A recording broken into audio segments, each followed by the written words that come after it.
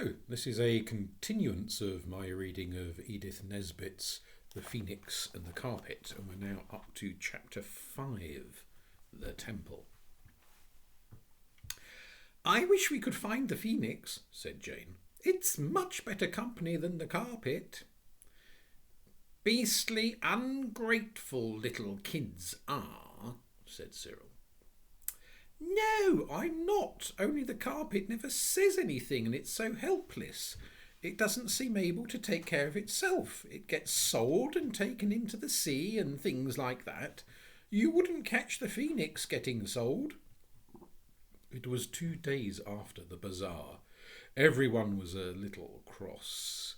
Some days are like that. Usually Mondays, by the way, and this was a Monday. "I shouldn't wonder if your precious Phoenix has gone off for good," said Cyril. "And I don't know that I blame it. Look at the weather." "It's not worth looking at," said Robert, and indeed it wasn't. "The Phoenix hasn't gone. I'm sure it hasn't," said Anthea. "I'll have another look for it." Anthea looked under tables and chairs and in boxes and baskets, in Mother's work bag and Father's portmanteau, but still the Phoenix showed not so much as the tip of one shining feather. Then suddenly Robert remembered how the whole of the Greek invocation song of 7,000 lines had been condensed by him into one English hexameter. So he stood on the carpet and chanted, "Oh, come along, you good old beautiful Phoenix!" And, almost at once, there was a rustle of wings down the kitchen stairs, and the Phoenix sailed in on wide gold wings. "Where on earth have you been?" asked Anthea. "I've looked everywhere for you." "Not everywhere," replied the bird, "because you did not look in the place where I was. Confess that hallowed spot was overlooked by you." "What hallowed spot?" asked Cyril a little impatiently, for time was hastening on and the wishing carpet still idle. "The spot," said the Phoenix, "which I hallowed by my golden presence was the lutron." "The what?" "The bath, the place of washing." "I'm sure you weren't," said Jane.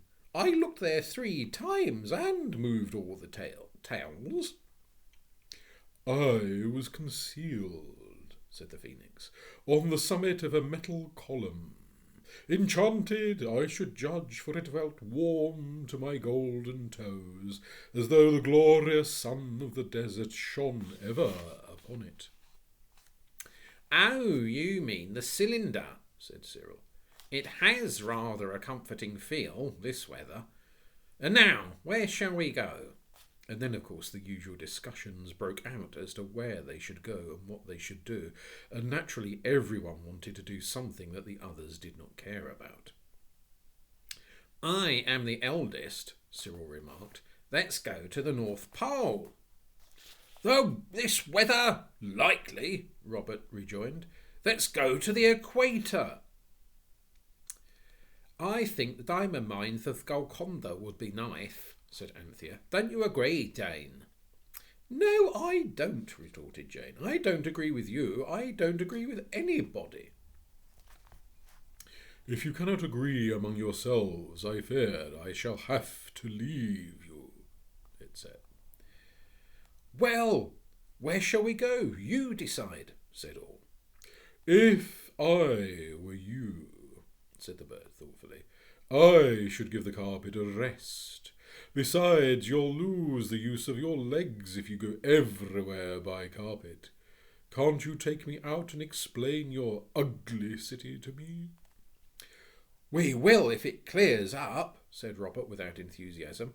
"Just look at the rain. And why should we give the carpet a rest?" "Are you greedy and grasping and heartless and selfish?" asked the bird sharply. "No," said Robert with indignation. "Well, then," said the Phoenix. "And as to the rain, well, I am not fond of rain myself.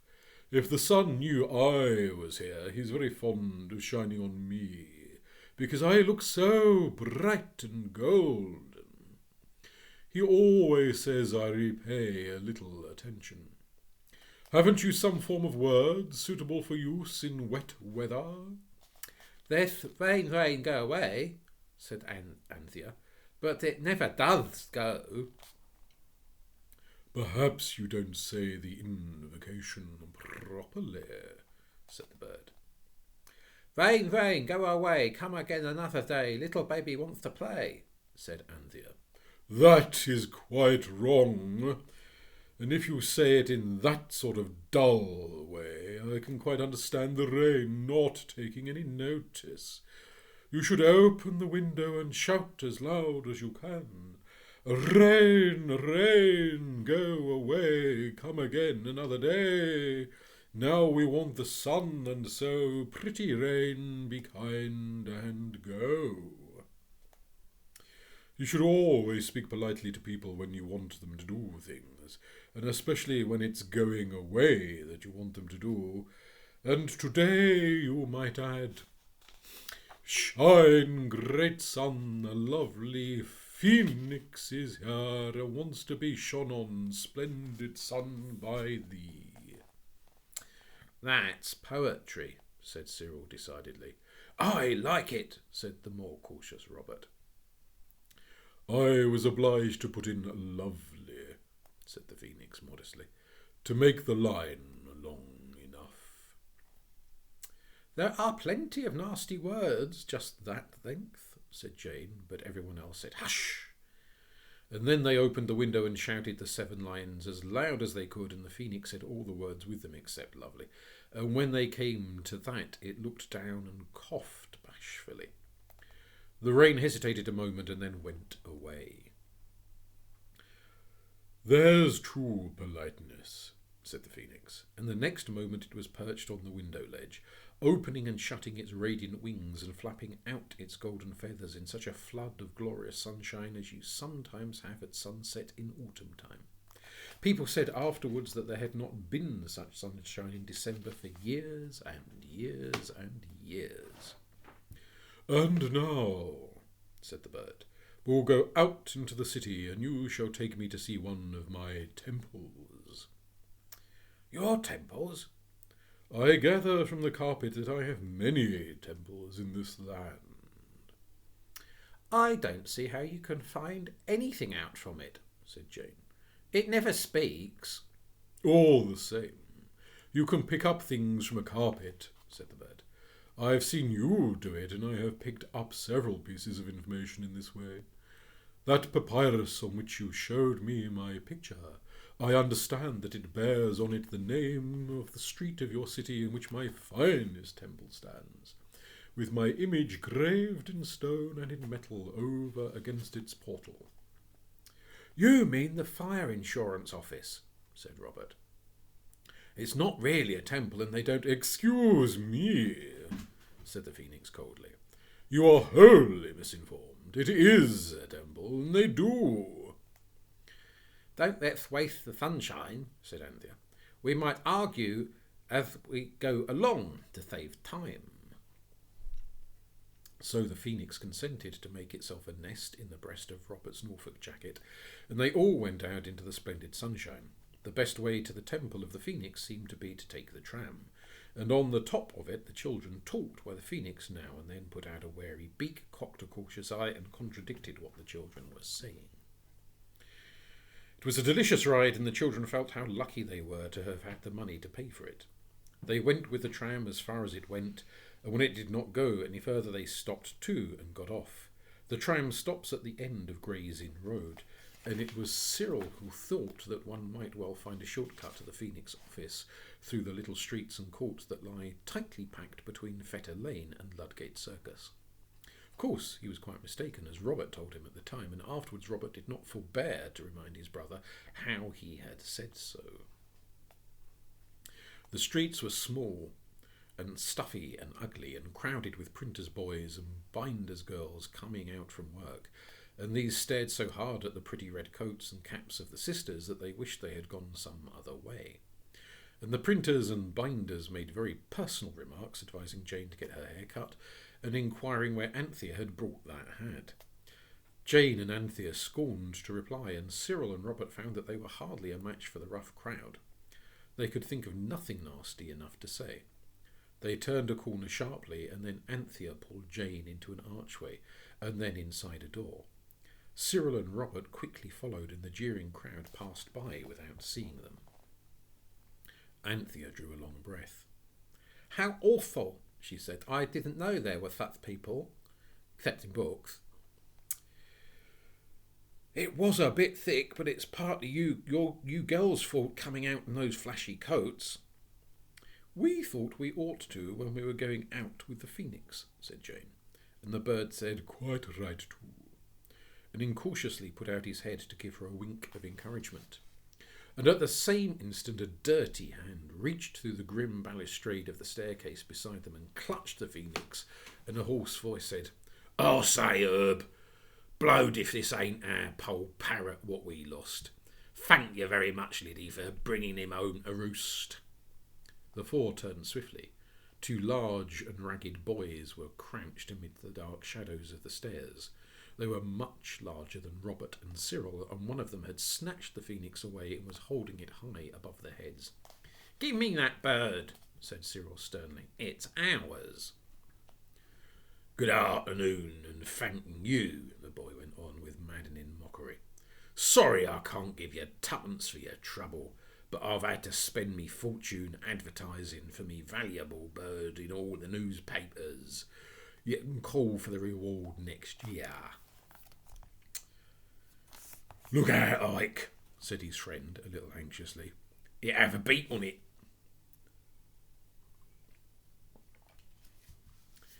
"It's as other parties as'll have the beat on them to 'em presently," said Ike darkly. "If they come a trying to lay claims on my poll parrot. You just shut up, Herb. Now then, you four little girls, get out of here." "Little girls?" cried Robert. "Oh, little girl, you!" He sprang up 3 stairs and hit out.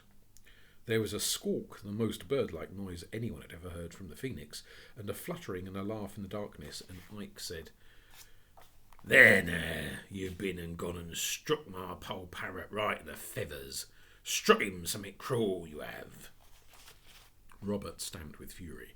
Cyril felt himself growing pale with rage and with the effort of screwing up his brain to make it clever enough to think of some way of being even with those boys.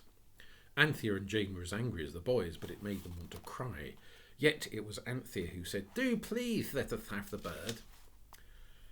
"Do please get along and leave us and our bird alone." "If you don't," said Anthea, "I shall fetch the police." "You better," said he who was named Herb. "Say, Ike, you twist the bloomin' pigeon's neck, he ain't worth twopence." "Oh, no," cried Jane. "Don't hurt it. Oh, don't hurt it. It's such a pet." "I won't hurt it," said Ike. "I'm ashamed of you, Herb, for to think of such a thing. Half a shiner, miss, and the bird is yours for life." Half a what?" said Anthea. "Half a shiner. Quid. Thicken half a sov then." "I haven't got it, and besides it's our bird," said Anthea. "Oh, don't talk to him," said Cyril, and then Jane said suddenly, "Phoenix, dear Phoenix, we can't do anything. You must manage it." "With pleasure," said the Phoenix, and Ike nearly dropped it in his amazement. "I say it do talk suffer like," said he. "Youths," said the Phoenix, "sons of misfortune, hear my words." "My eyes," said Ike. "Look out, Ike," said Herb. "You'll throttle the joker, and I see at once he was worth his weight in flimsies."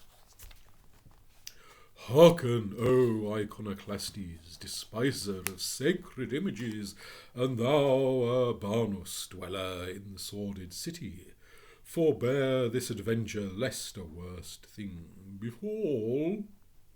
"Love us," said Ike. "Ain't it been taught at schooling just?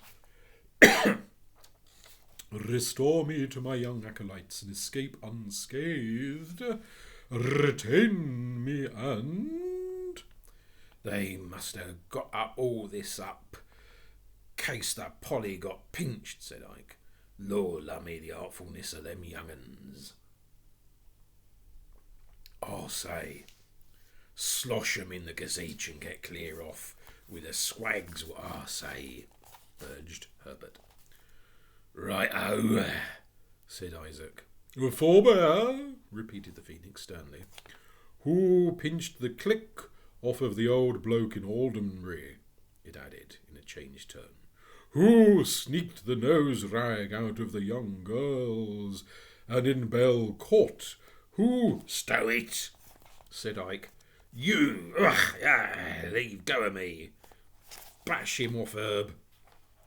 He'll have me blooming eyes out of me head.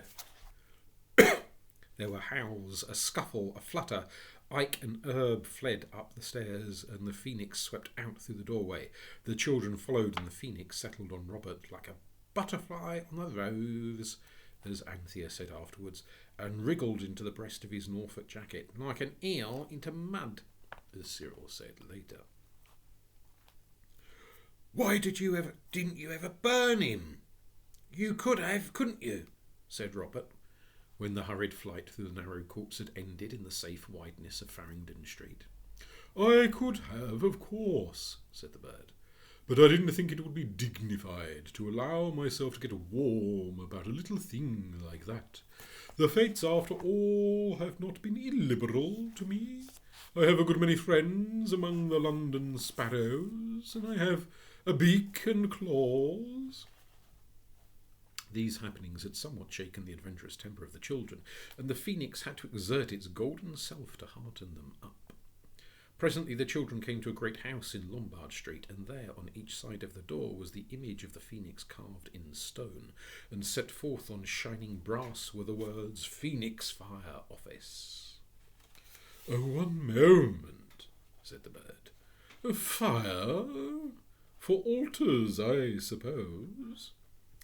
I don't know, said Robert. He was beginning to feel shy, and that always made him rather cross. Oh, yes, you do, Cyril contradicted. When people's houses are burnt down, the Phoenix gives them new houses. Father told me. I asked him. The house then, like the Phoenix, rises from the ashes, while my priests have dealt with the sons of men. The sons of men pay, you know, said Anthea, but it's only a little every year.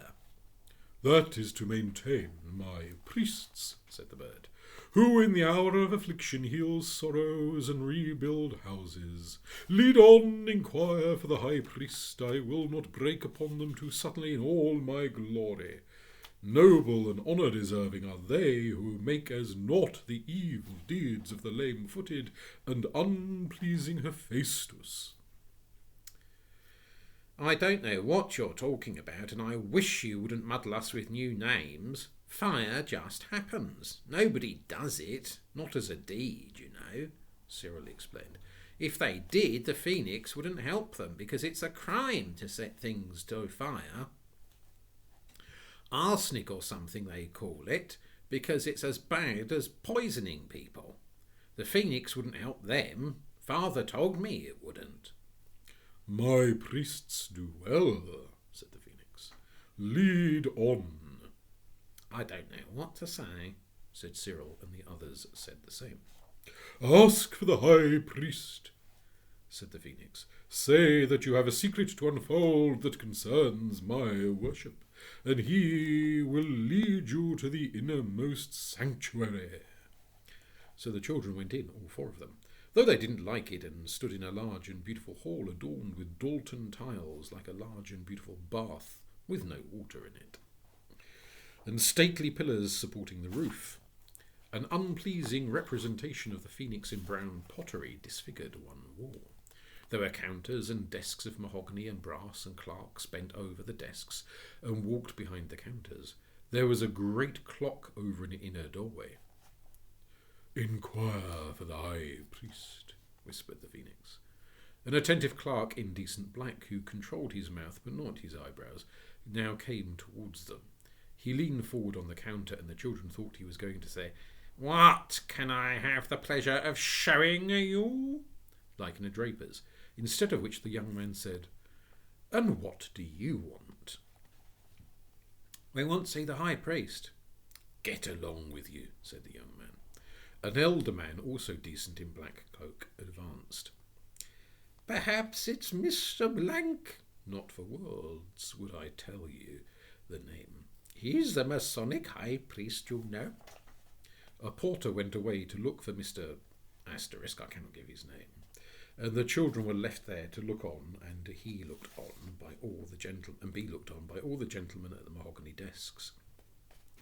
Anthea and Jane thought that they looked kind.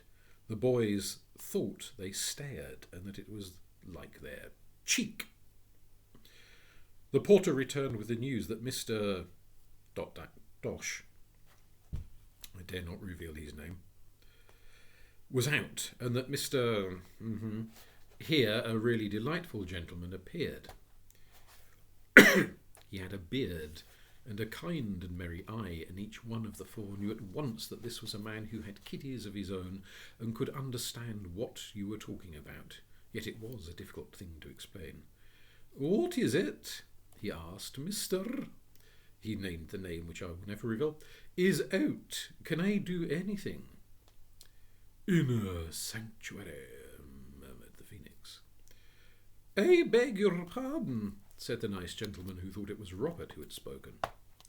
"We have something to tell you," said Cyril, but he glanced at the porter, who was lingering much nearer than he need have done. "This is a very public place." The nice gentleman laughed. "Come upstairs, then," he said, and led the way up a wide and beautiful staircase. Anthea says the stairs were of white marble, but I'm not sure. On the corner post of the stairs at the top was a beautiful image of the phoenix in dark metal, and on the wall at each side was a flat sort of image of it. The nice gentleman led them into a room where the chairs and even the tables were covered with reddish leather. He looked at the children inquiringly. "Don't be frightened," he said. "Tell me exactly what you want." "May I shut the door?" asked Cyril. The gentleman looked surprised, but he shut the door. "Now," said Cyril firmly, "I know you'll be awfully surprised, and you'll think it's not true, and we are lunatics, but we aren't, and it is. Robert's got something inside his Norfolk. That's Robert. He's my younger brother. Now, don't be upset and have a fit or anything, sir. Of course, I know when you called your shop the Phoenix, you never thought there was one, but there is, and Robert's got it buttoned up against his chest. It's an old curio in the form of a phoenix. I dare say It's an old curio in the form of a phoenix. I dare say the board," said the nice gentleman, as Robert began to fumble with his buttons. "It's old enough," said Anthea, "going by what it says, but—" "My goodness gracious," said the gentleman, as the phoenix, with one last wriggle that melted into a flutter, got out of its nest in the breast of Robert and stood up on the leather-covered table. "What an extraordinarily fine bird," he went on. "I don't think I've ever saw one just like it." "I should think not," said the phoenix, with pardonable pride, and the gentleman jumped. "Oh, it's been taught to speak. Some sort of parrot, perhaps." "I am," said the bird simply, "the head of your house, and I have come to my temple to receive your homage. I am no parrot." Its beak curved scornfully. "I am the one and only phoenix, and I demand the homage of my high priest." "In the absence of our manager," the gentleman began, exactly as though he were addressing a valued customer, "in the absence of our manager, I might be able— What am I saying?" He turned pale and passed his hand across his brows. "My dears," he said, "the weather is unusually warm for the time of year, and I don't feel quite myself. Do you know, for a moment I really thought that remarkable bird of yours had spoken and said it was the phoenix, and what's more, that I had believed it." "And so it did, sir," said Cyril. "And so did you." "It really— Allow me." A bell was rung. The porter appeared. "Mackenzie," said the gentleman, "you see that golden bird?" "Yes, sir." The other breathed a sigh of relief. "It is real, then?" "Yes, sir, of course, sir." "You take it in your hand, sir," said the porter sympathetically, and reached out his hand to the phoenix, who shrank back on toes, curved with agitated indignation. "Forbear!" it cried. "How dare you seek to lay hands on me?" The porter saluted. "Beg pardon, sir," he said. "I thought you was a bird." I am a bird, the phoenix." "Course you are, sir," said the porter. "I'll see that the first minute directly I got me breath, sir." "That will do," said the gentleman. "Ask Mr. Wilson and Mr. Sterry to step up here for a moment, please." Mr. Sterry and Mr. Wilson were in their turn overcome by amazement, quickly followed by conviction. To the surprise of the children, everyone in the office took the phoenix at its word, and after the first shock of surprise, it seemed to be perfectly natural to every one that the phoenix should be alive, and that passing through London it should call at its temple. "We ought to have some sort of ceremony," said the nicest gentleman, anxiously. "There isn't time to summon the directors and shareholders. We might do that tomorrow, perhaps." "Yes, the boardroom would be best. I shouldn't like it to feel we hadn't done everything in our power to show our appreciation of its condescension in looking in on us in this friendly way." The children could hardly believe their ears, for they had never thought that anyone but themselves would believe in the phoenix, and yet everyone did. All the men in the office were brought in by twos and threes, and the moment the phoenix opened its beak, it convinced the cleverest of them, as well as those who were not so clever. Cyril wondered how the story would look in the papers the next day. He seemed to see the posters in the street. "Phoenix Fire Office, the phoenix at its temple, meeting to welcome it, delight of the manager and everybody." "Excuse our leaving you a moment," said the nice gentleman, and he went away with the others, and through the half-closed door the children could hear the sound of many boots on stairs, the hum of excited voices explaining, suggesting, arguing, the thumpy drag of heavy furniture being moved about. The phoenix strutted up and down the leather-covered table, looking over its shoulder at its pretty back. "You see what a convincing manner I have," it said proudly. And now a new gentleman came in and said, bowing low, "Everything is prepared. We have done our best at so short a notice. The ceremony will be in the boardroom. Will the Honourable Phoenix walk? It is only a few steps, or would it like some sort of conveyance?" "My Robert will bear me to the boardroom, if that be the unlovely name of my temple's inmost court," replied the bird. So they all followed the gentleman, and there was a big table in the boardroom. But it had been pushed right up under the long window at one side, and the chairs were arranged in rows across the room, like those you have at schools when there is a magic lantern on Our Eastern Empire, or on The Way We Do in the Navy. The doors were of carved wood, very beautiful, with a carved phoenix above. Anthea noticed that the chairs in the front rows were of the kind that her mother so loved to ask the price of in old furniture shops, and never could buy, because the price was always nearly £20 each. On the mantelpiece were some heavy bronze candlesticks and a clock, and on the top of the clock was another image of the phoenix. "Remove that effigy," said the phoenix to the gentlemen who were there, and it was hastily taken down, and then the phoenix fluttered to the middle of the mantelpiece and stood there, looking more golden than ever. Then everyone in the house and the office came in, from the cashier to the women who cooked the clerks' dinners in the beautiful kitchen at the top of the house, and everyone bowed to the phoenix and then sat down in a chair. "Gentlemen," said the nicest gentleman, "we have met here today." The phoenix was turning its golden beak from side to side. "I didn't notice any incense," it said with an injured sniff. A hurried consultation ended in plates being fetched from the kitchen. Brown sugar, sealing wax, and tobacco were placed on these, and something from a square bottle was poured all over it. Then a match was applied, It was the only incense that was handy in the Phoenix office, and it certainly burned very briskly and smoked a great deal. "We have met here today," said the gentleman again, "on an occasion unparalleled in the annals of this office. Our respected Phoenix—" "Head of the house," said the Phoenix in a hollow voice. "I was coming to that. Our respected Phoenix, the head of this ancient house, has at length done us the honour to come among us.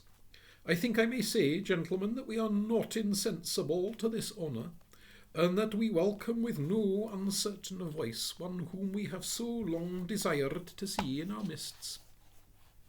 Several of the younger clerks thought of saying, "Hear, hear," but they feared it might seem disrespectful to the bird. "I will not take up your time," the speaker went on, "by recapitulating the advantages to be derived from a proper use of our systems of fire insurance. I know, and you know, gentlemen, that our aim has ever been to be worthy of that eminent bird whose name we bear, and who now adorns our mantelpiece with his presence. 3 cheers, gentlemen, for the winged head of the house." The cheers rose deafening. When they had died away, the Phoenix was asked to say a few words. It expressed in graceful phrases the pleasure it felt in finding itself at last in its own temple. And it went on, "You must not think me wanting in appreciation of your very hearty and cordial reception when I ask that an ode may be recited or a choric song sung. It is what I have always been accustomed to." The 4 children, dumb witness of this wonderful scene, glanced a little nervously across the foam of white faces above the sea of black coats. It seemed to them that the Phoenix was really asking a little too much.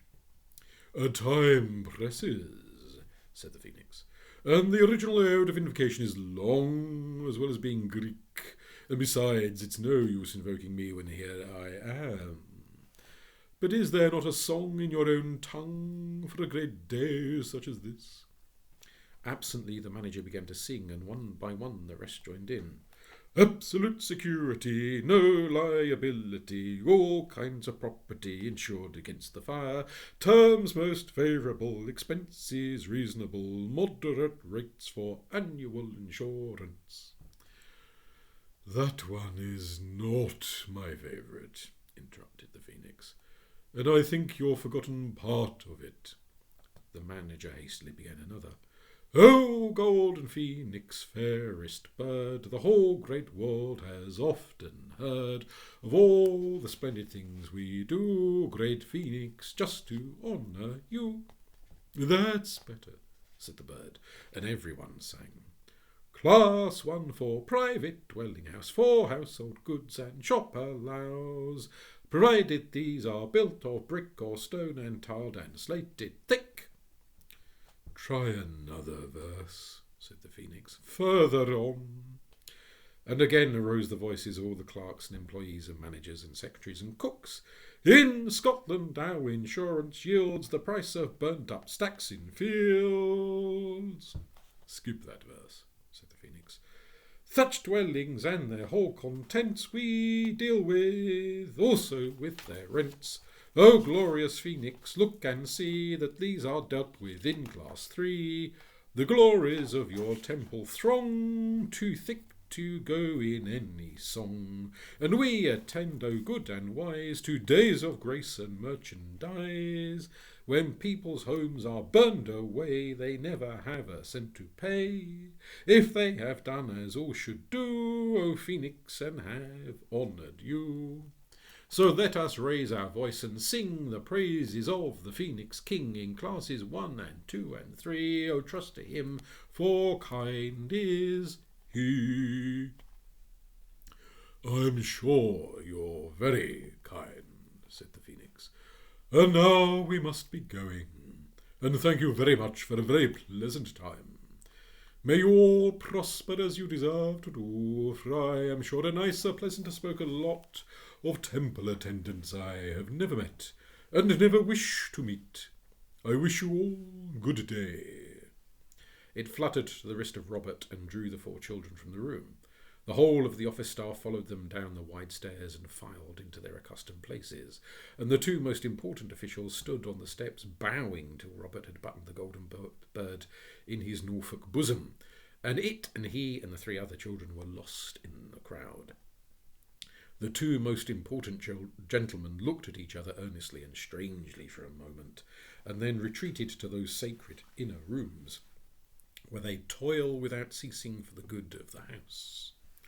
And the moment they were all in their places, managers, secretaries, clerks and porters, they all started, and each looked cautiously round to see if anyone was looking at him, for each thought that he had fallen asleep for a few minutes, and had dreamed a very odd dream about the phoenix and the boardroom. And of course no one mentioned it to anyone else, because going to sleep at your office is a thing you simply must not do. The extraordinary confusion of the boardroom with the remains of the incense in the plates would have shown them at once that the visit of the phoenix had been no dream, but a radiant reality. But no one went into the boardroom again that day. And next day, before the office was opened, it was all cleaned and put nice and tidy by a lady whose business asking questions was not part of. That is why Cyril read the papers in vain on the next day and the day after that, because no sensible person thinks his dreams worth putting in the paper, and no one will ever own that he has been asleep in the daytime. The phoenix was very pleased, but it decided to write an ode for itself, and it thought the ones it had heard at its temple had been too hastily composed. Its own ode began, "For beauty and modest worth, the phoenix has not its equal on earth." And when the children went to bed that night, it was still trying to cut down the last line to the proper length, without taking out any of what it wanted to say. This is what makes poetry so difficult.